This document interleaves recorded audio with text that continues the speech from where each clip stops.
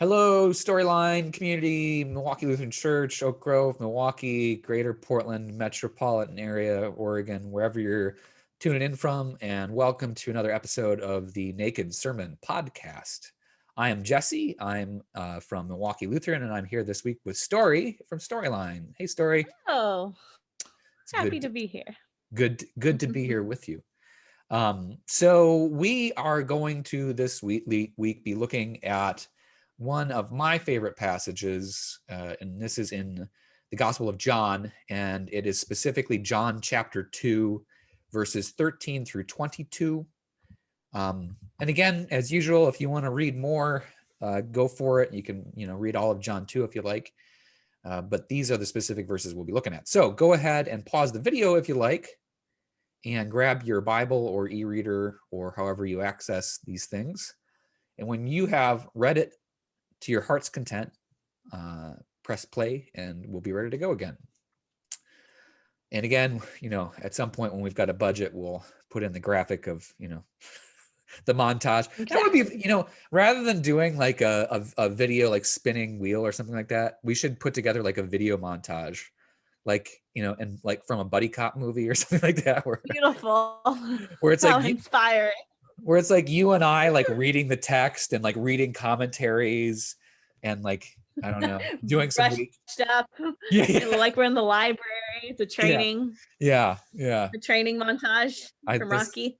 That would be awesome. I like this. That's what it shall be. So I have declared. This is the way. This is the way. That's my new favorite. Okay. So you've read the text and hopefully you're intrigued. As usual, my sole niche in this podcast, I will give some context and we'll go from there. So this is in the beginning of John. John does it differently than the synoptics, where he has the cleansing the temple scene at the beginning. And so Jesus and the disciples have come to Jerusalem for the Passover, which you have to keep in mind that Passover is the huge deal for Israel, in terms of both like a religious and a cultural event where people from all over Israel come to Jerusalem specifically for the Passover. They come to the temple. It's a big part of Jerusalem's economy, right? In the same way that like doing in Islam, doing your Hajj, your pilgrimage, going to Mecca, Medina, there's money to be made around it. And so Jerusalem has in many ways tailored its economy to match this big influx of people. It's like Disneyland. That's maybe not a good comparison, right? But it's a huge deal, right? I follow. What's that? I said I follow. How close are we? How close are we to Jesus's arrest at this point? Very far away. We're in that week. No, because very far away. Because in the Gospel of John, this is the weird thing. So in the synoptic account of this, it happens right after the triumphal entry. So like, remember in the Matthew narrative, he enters in through the gates. There's the Palm Sunday event, the laying of the palm fronds. He goes straight to the temple and throws out the moneylenders. John is nominally telling us another account of Jesus cleansing the temple, where this is happening at the beginning of his ministry. And like one of the weird things about the gospel, not weird, again, it's which one of these things is not like the others. One of the things that sets the Gospel of John apart is John has actually 3 Passovers that occur, telling us that essentially the time before the crucifixion narrative is about 3 years. So there are 3 different Passovers where he and the disciples come to Jerusalem. Got it. So that's happening in my head. The temple cleansing happens in Jesus Christ Superstar, all in that same week. So that's how I orient. Yeah, in the synoptic narrative, that's how I orient myself. Yeah, this is like Jesus Christ Superstar is coming up a lot lately. It came up in my adult ed earlier this week. So, if all else fails, reference Jesus. This is wandering way off topic, but Jesus Christ Superstar is like the Kevin Bacon of Christianity. Like everything, like there are 7 degrees of separation from Jesus Christ Superstar. Always at any given point. I've declared it so. Okay. Yeah. So yeah, this is happening right at the beginning of the whole thing in John. So they come to Jerusalem for the Passover, them and literally everybody else. And he comes into the temple area, and the temple area is huge, right? Like the portico, and that's not the right word. It's a big, huge surface. And courtyard, that's the word I'm looking for. Like the temple courtyard is basically like a big marketplace, and that's what it's turned into. And so he comes in here, sees that people are, buying and selling cattle, sheep, and doves.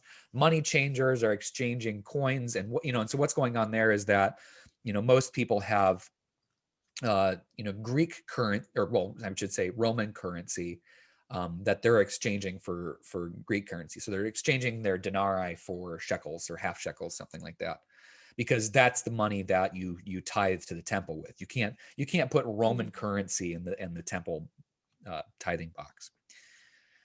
And so he witnesses this and he throws a fit. Kind of the famous scene here is he makes a whip out of cords.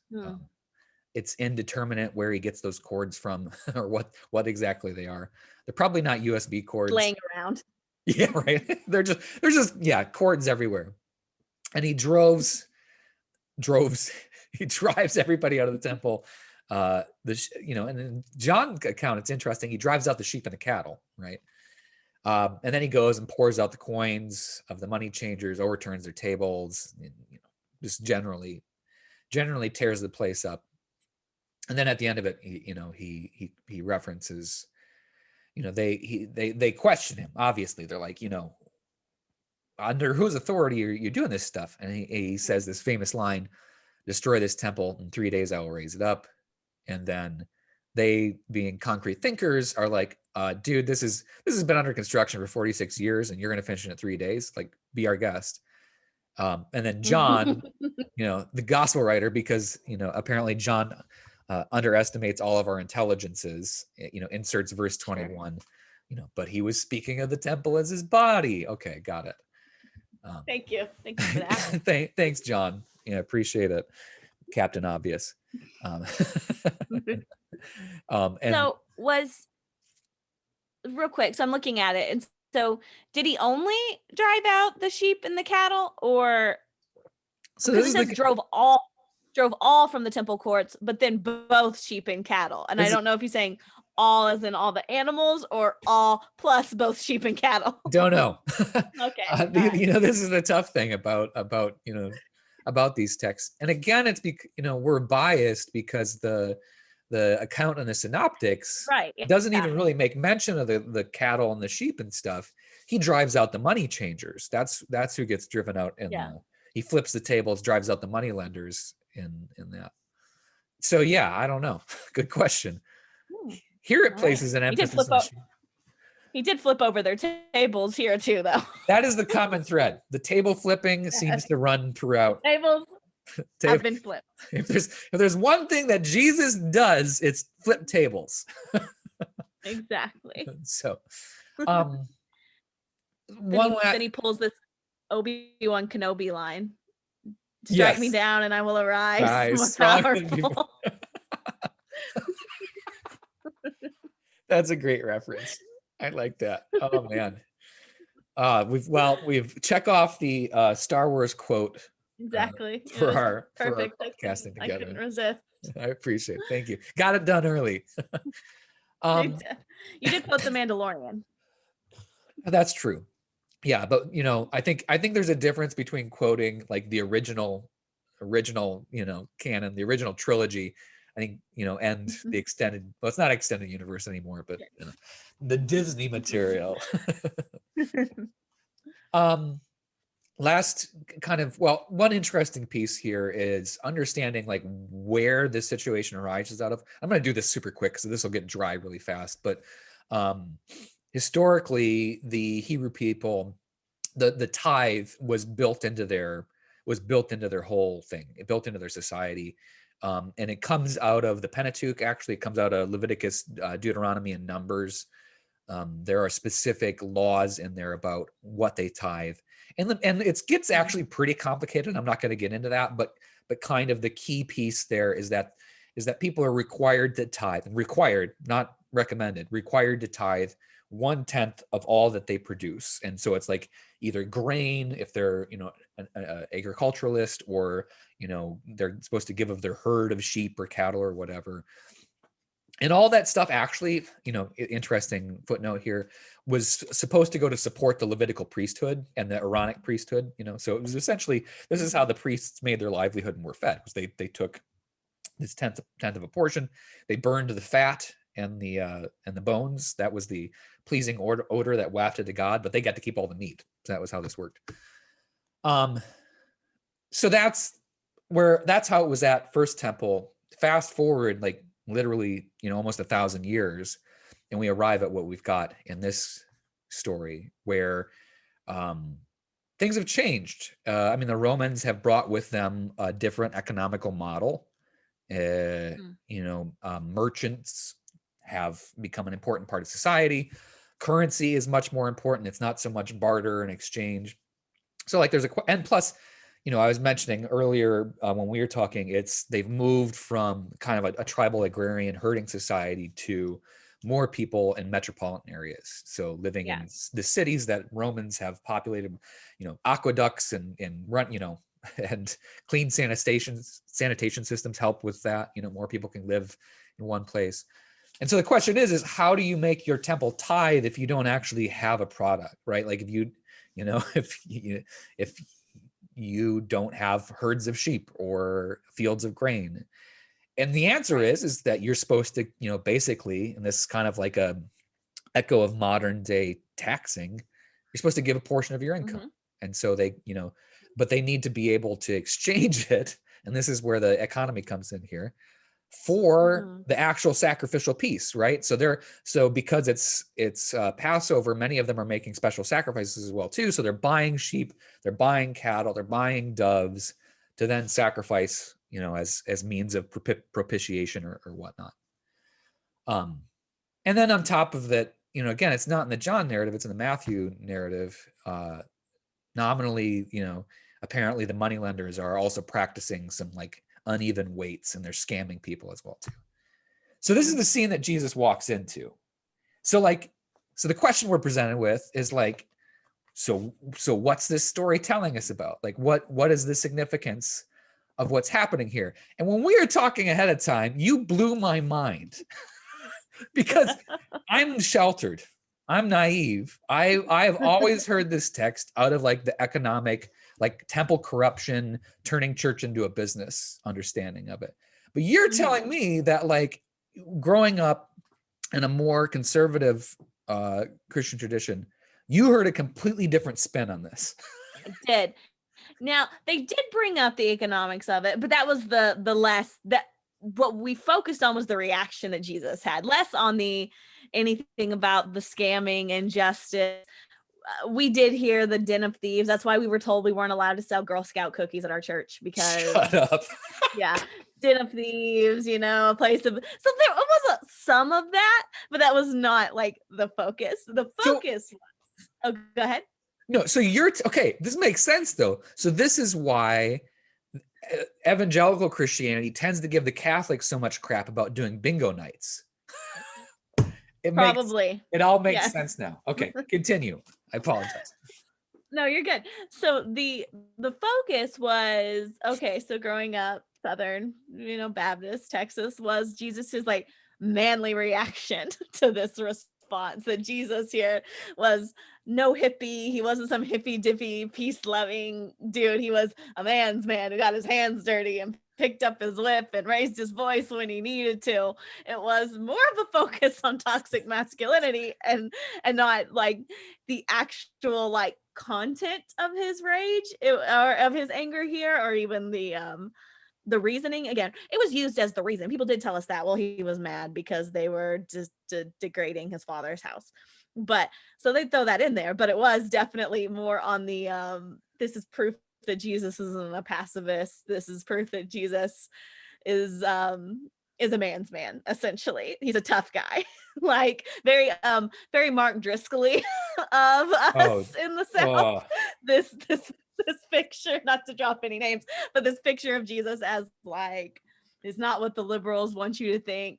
He's actually this. And whenever he always tied back to when he comes again in Revelation, he's got his sword dipped in blood and he's got the tattoos on his body because Jesus is a man's man. Oh my gosh. It was all part and parcel of the same picture of manhood, and kind of how Christians need to be like this too whenever they expel evil from their number. And this is the way we should do it. Take it seriously when there's sin in our church, and we should expel it out and chase it out with the whip. So yeah, that was my context for this for a long time. I'm speechless. Like the irony, like I caught the Mark Driscoll reference. The irony there is that, like, okay, I'm gonna put out there that we probably aren't not like appealing to the Mark Driscoll listening audience, so we're probably not going to offend anybody here. But the dude would sell his own. The dude would sell his own books in his church. Like, you would enter into the church and he would be selling his book, right? So like here's the amazing irony of this: is this passage is literally about, as I've always read it, it's literally about how we've turned church into a business. Well, specifically how they had turned the temple into a business, which is the thing that ticks Jesus off, which may or may not invoke a reaction, which may or may not be described as masculine. I have seen some pretty strong evidence that those of the feminine persuasion are just as capable of this kind of reaction. I don't see why it's a man's man thing. Right, exactly. But here's Mark Driscoll preaching this idea. I'm projecting a little bit here, while at the same time selling his stinking book series in the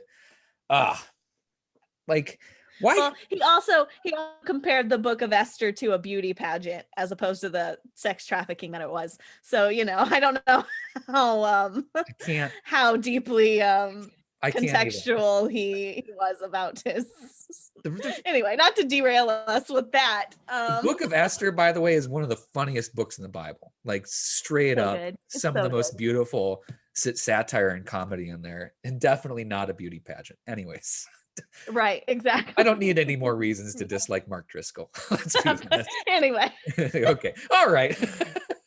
But that being said, yeah, that was, and that's the thing. Like, looking back on it and having reframe some of that anger, there were kernels in there that could be, yes, he had a strong reaction. Yes, I agree that progressive Christianity especially can, which I do a phase of being like, no, that's not true. That's just conservative propaganda about it.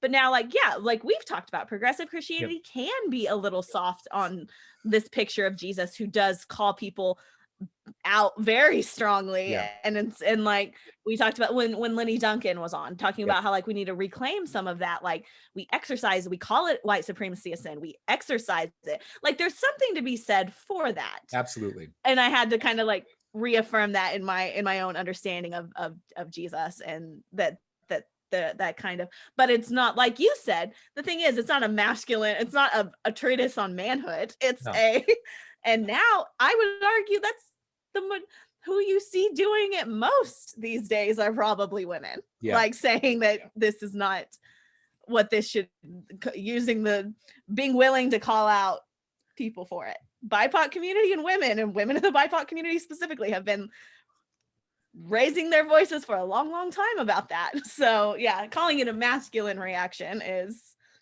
definitely well, and I think it's very apropos that you're wearing a nevertheless she persisted shirt as well too. I mean, that they nevertheless she preached. Actually. I couldn't see the bottom but it's coming. It's not down far enough. The reference there is, I mean, a woman who stands up in the face of basically blatant toxic masculinity and misogyny, and nevertheless, right?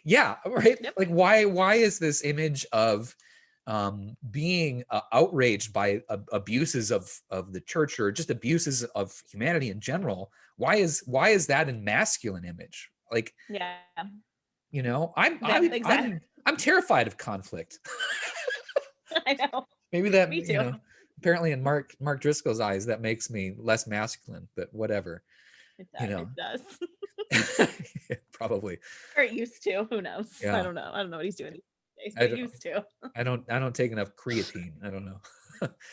So here's the thing too. So like at the end of the day, one of the important pieces about this is that this is a narrative of Jesus critiquing the abuses of the religious authorities, right? And to be fair, you can't just like lay the blame just at the feet of the temple people, because the rule of economics is it's supply and demand. So there's a demand for people to be able to cheaply, effectively, and efficiently do their spiritual practice. And I think that there's a critique inherent here as well. Is it's not just about, the temple has turned it into this abuse of power and abuse of money, which we kind of get out of Matthew. Like the emphasis is all on the unfair money lenders and stuff like that. Whereas this is kind of pointing out, like, this is what happens when your spirituality gets transactional, right? Like Jesus turns into the not slot machine. Yeah. You put $1.25, or that's what it used to be, and you get a Coke out. What's that called? Vending machine. Oh, Jeez a vending Louise. machine. Yeah. Slot machine. Slot machine. That's a different, totally. Well, could be. But yeah, it's like religion as the vending machine of like, oh, I did something wrong, I need to be forgiven for it. That'll be 2 doves and a goat, right? Like that's a model of spirituality that I think this is primarily what Jesus is critiquing here. That carries weight for me in our context as well too. Is like, are there ways beyond the abuses of the Big C church, right, where we got churches selling their pastors' books in the narthex, which, to be fair, isn't always a bad. I mean, that's kind of a sweeping generalization. I'm painting a picture there. Like, I'm sure there are tasteful ways to do that don't evoke images of John chapter 2. So I'm not condemning people selling, anyways. No, I'm not condemning people Girl selling Scout books. cookies. Yeah, or Girl Scout cookies. But like, we tend to focus on the Big C of it, like, here's what this church is doing. And like, to be fair, I've got many critiques about how big box churches in the modern era are basically religious businesses. So that, full stop. Okay, we can go there, but we won't. What I find interesting and helpful, when I think about it, is like, are there ways in which I start to turn my spirituality in a transaction, right? Like, oh, I'm feeling bummed out.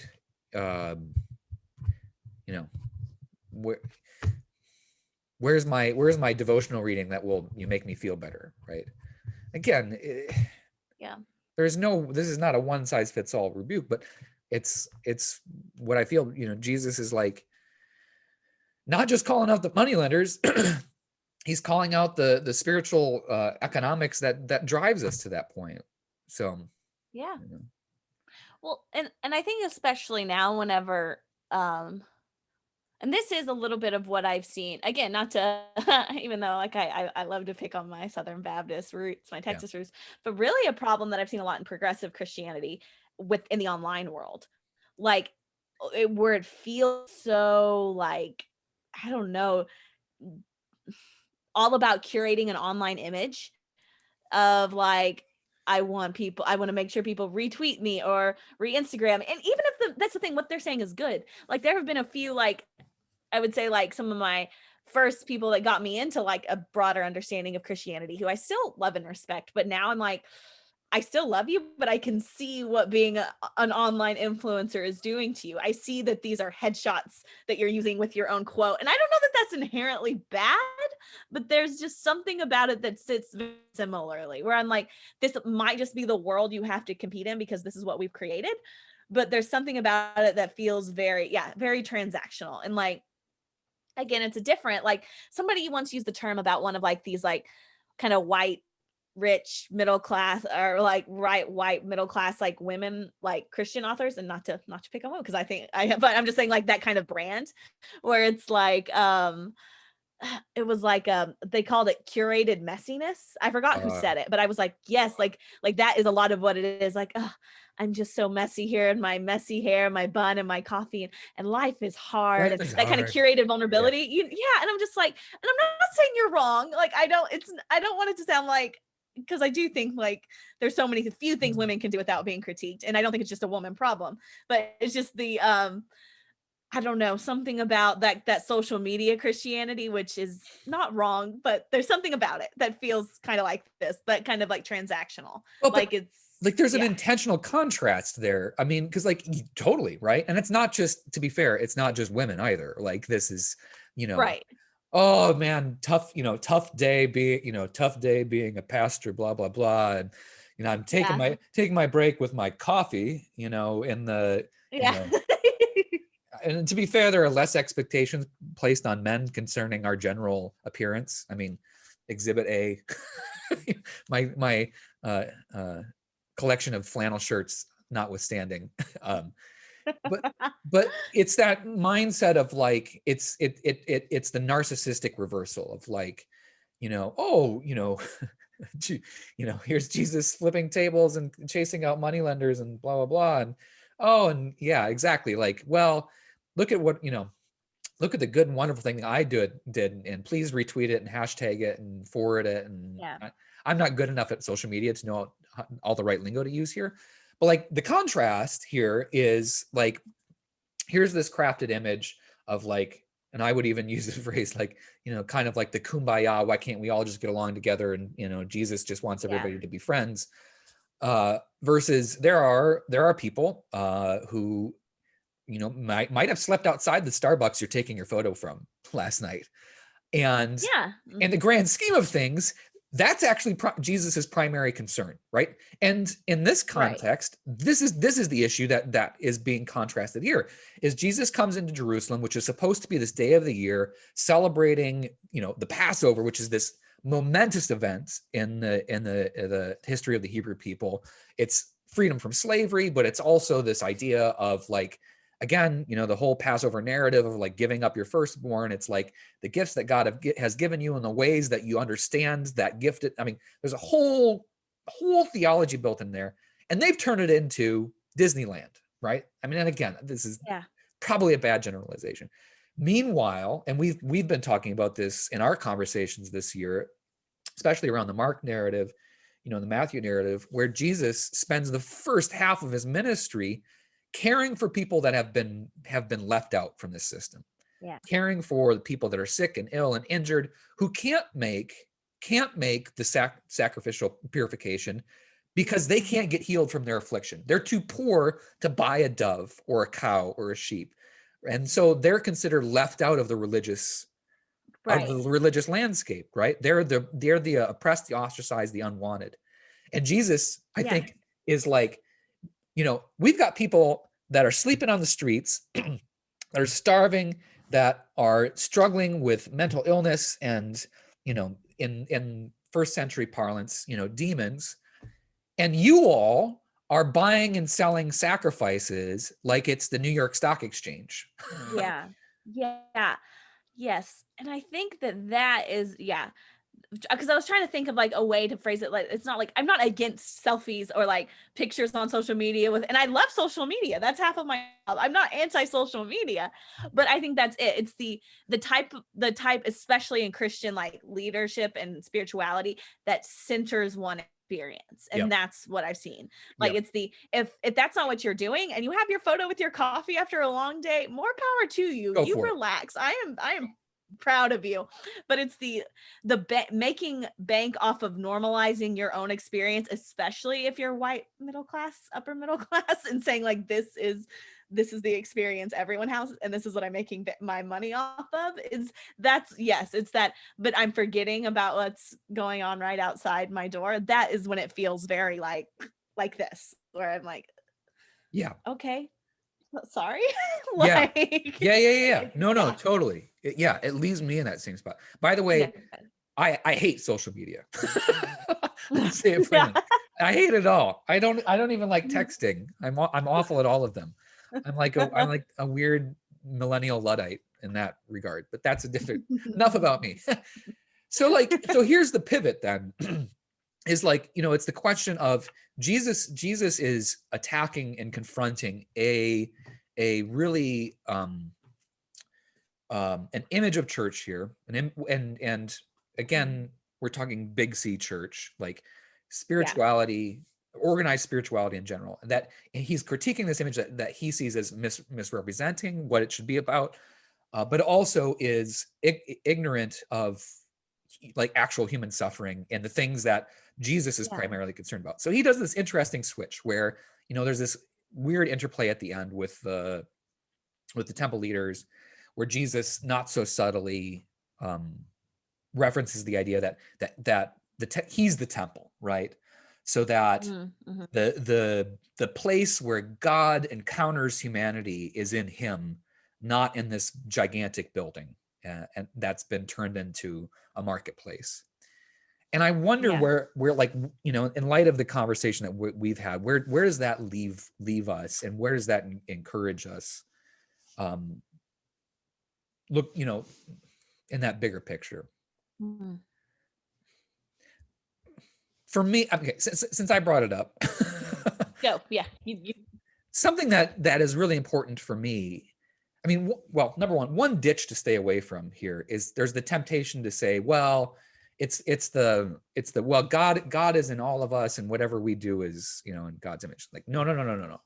Like, keep in mind the poor, starving people here, but what I feel that this is a reversal on is we make up these really, really complicated mechanisms for what significance religion, spirituality, church, God has, right? We've got denominations and institutions and churches and church buildings, all these things that in a very real way have comprised the fabric of our faith. Okay.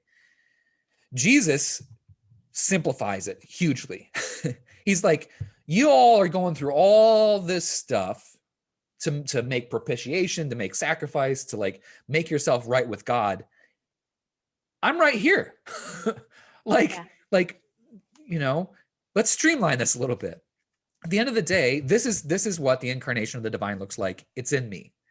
And that is something that I think is really important, especially in a modern context, is that, whatever we're critiquing, whether it's the big box megachurch that, has essentially created Christianity as a business, or what you've been talking about, the progressive Christianity that's all about, social awareness and, spreading our I'm just going to mock the language here because I don't know how to use it. Spreading our hashtag and influencing people. I don't know what, but that picture that you were painting, nailed it. Yeah. Boom. When do I get my internet gold star? At the end of the day, this is a prime example of Jesus calling us back to understanding that the primary way that God interacts with us is relationally, through a person, but then also that the way that God acts in the world is in a similar manner, and that God physically, humanly enters into our lives, messy or not, right? But also enters into the broken parts as well too, right? Like, the people sleeping outside and hunger and, and all that stuff. Because that's the first half of, the gospel narrative is, Jesus in bodily form entering into people's brokenness. Yeah. And I think we need to be reminded of that. Yeah. Yeah. And that's the experience that he centers regularly, is the one who can't afford to buy the dove. Like that's totally. that's not fringe in Jesus's ministry. This is what matters. Like, if whatever system you have going on doesn't make space for this experience, then Jesus is like gonna turn I renounce that. That's like that's not it. That's not the one. Like, that's not the system or the institution or anything, that if it's not centering this experience of, I can't afford to make the temple sacrifice, then you're doing it wrong. If that's not who you have in mind as you make your church, as you make your systems, as you make your resources, whatever it is, if that's not who's at the center of it, then it's a real like divine reversal.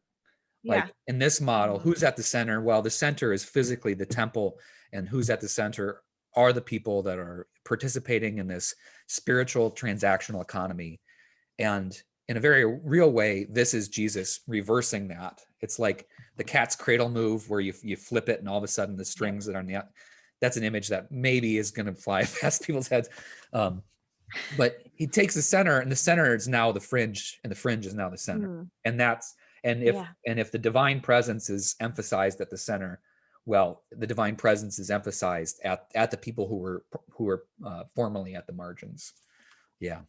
It's a beautiful way of saying that story. Thank you. As usual, like we just come up with some of the most profound stuff I've ever heard. Absolutely. The smartest in the world. I'm gonna make like hats for us that say like #1 podcasters or something like that we can wear. I'm gonna put it on our heads for Yeah. all 12 of our listeners. Yes, exactly. I'm always we're probably running way long. Are you a Simpsons person? Did you ever watch The Simpsons? I did, yeah. Every time I talk about like how smart I am, I think of Homer Simpson. I am so smart. I am so smart. SMRT. I mean, SMART. Yep. SAMRT. Yep. Anyway. I'm sorry. There's an alarm going off in my background. I don't know. Perfect. Great way to close out like the podcast. Outside, I'm a little concerned. I think we're safe. Okay. Well, I hope you are safe, Stori. You hear it? I can hear it. Yeah. Okay. All right. Good. I'm not okay. All right. I think it's quieting. Nope, it's not. Oh, it's Wednesday though. It's probably a tornado siren. Well, yeah. Sorry, that's what I always used to be in Michigan on Wednesdays. I'm sure it is. I haven't been in Texas in a long time. Well, regardless, Stori, I hope that you are well and that and safe, and that is. Thank you. That I don't blow away. And it's a test of the emergency alarm system. And to all y'all Storyline MLC folks, if you're one of our 12 listeners, thanks for tuning in again to another episode of the Naked Sermon podcast, and a blessing to all of you on your week. And may these words and conversations find you in a good place. Hi, everyone.